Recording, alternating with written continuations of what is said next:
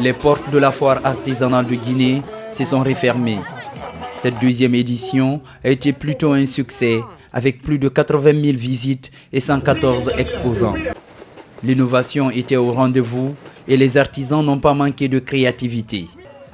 Venus des 4 régions de la Guinée et de la sous-région, les exposants rentrent de la baie heureux.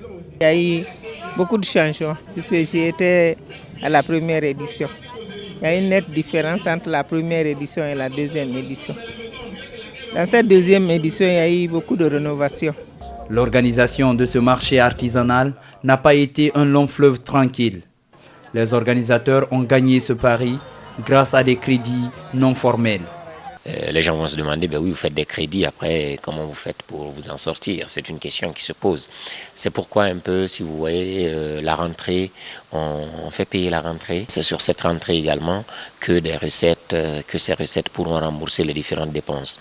Vous voyez la construction des stands, le lieu où on a fait l'activité, c'est un lieu qui n'est pas délimité. Du coup, la clôture même, ça commence d'abord, c'est le premier investissement, c'est de faire la clôture du lieu et de construire les stands et de faire toutes les autres dépenses. Sans aucun sponsor, Rêve Média a pu compter sur le coup de main des autorités de la cité de Karamoko Alpha.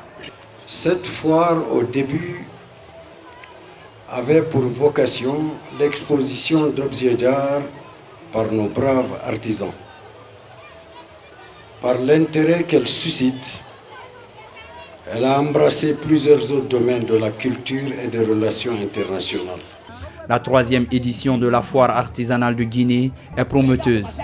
Les organisateurs s'engagent à faciliter l'accès aux produits artisanaux et d'autres cadeaux de valeur, comme ce jeune de 13 ans réparti de la FAG avec une moto.